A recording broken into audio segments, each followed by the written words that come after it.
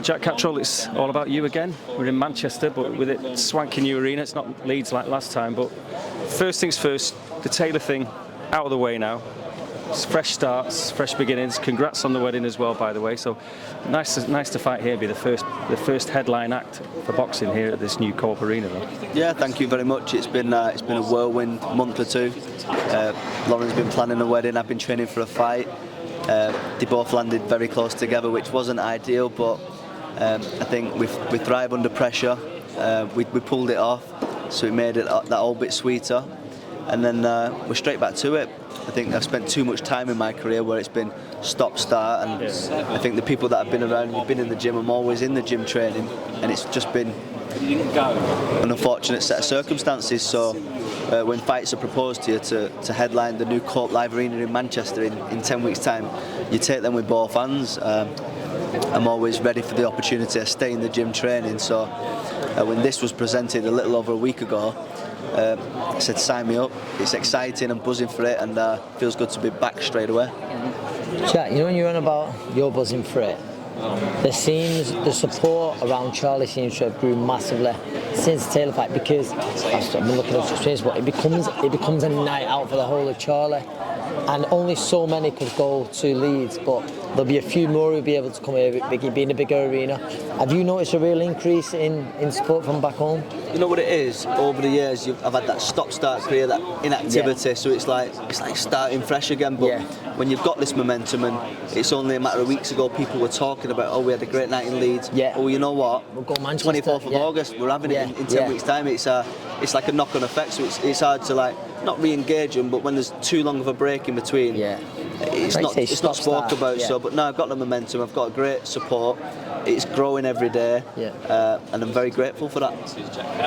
When you look at this fight, though, Jack, you know, again, it's been chronicled. We don't need to go back over old ground. You should have been undisputed. You know, obviously, a lot of people would say that. You've then beaten Taylor, but there were no belts.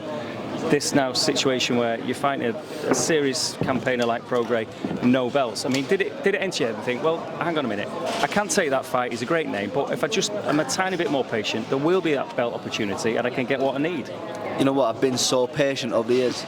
I was #1 in the WBO for I think I had 10 defences of the WBO Intercontinental title to get to that position, and I've been patient, and you know what, it's great being patient, it's a great attribute to have, but for me, you've got to press on and move forward. Now, I don't want to sit here and go, you might get a world title shot by Christmas, it might go into next year.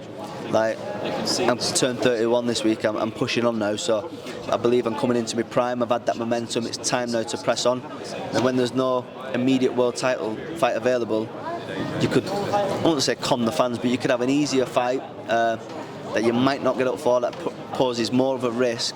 But for me, and I've said it for the last 5-10 years, I want to see how good I can be in the sport, and there's no better way than obviously getting the opportunity to fight the best names in the division, and I believe Regis is one of them. And it's a fight that, there's no world title on the line, but it's a big fight, probably worthy of a world title, but for the winner, which is going to be me, it's going to put me in a better position than now. Do you see that as a fighter, though? Do you understand that? Oh, I said it a few times on the home feed and so that. I think Jack's a proper fighter. I always say, the old saying, an active fighter is an happy fighter, and Jack suffered with activity throughout his career, where now he's finally got that. So when he gets a chance, I'm basically just repeating what Jack says, but to headline this new, brand spanking new, amazing arena, I'm going to jump at it. And I think when you come to an arena like this, you need a bit of a name. You need a name you're going to go up against, and Regis Prograis certainly is more than a bit of a name. You know what, for me, there was talks about that Arnold Barboza fight, which again would put me in a great position. He's WBO #1. But when they proposed this fight to be at this arena, the fans are not familiar with him over here. You're talking about Regis, who's had a fight in London against Taylor. He's had a big, massive, high-profile fight against Haney. The fans know him, the people know him, so I think that's what not sold at me, because listen, I'd love to fight anybody. I'd fight my brother here, do you know what I mean? But to fight Regis here, it's a win. Jack, finally from me, Jack. Come through in August, like you say, victorious. You get a choice of any of the champions. Have you got one you prefer, or? Yeah, I want to fight Lopez. That's you see him as the #1 in the division? I see him as the #1. I want to see how I can face off against the #1. Yeah. That being said, I'm not sure myself or Regis the disrespect. I know it's going to be a tough fight, and I'll go to hell and back to beat him. So that's my sole focus now till August the 24th. But if I was to pick somebody to face, it's going to be T.O. Okay. All the best on the 24th. Enjoy training camp. Thank you. The hard bit. Yeah.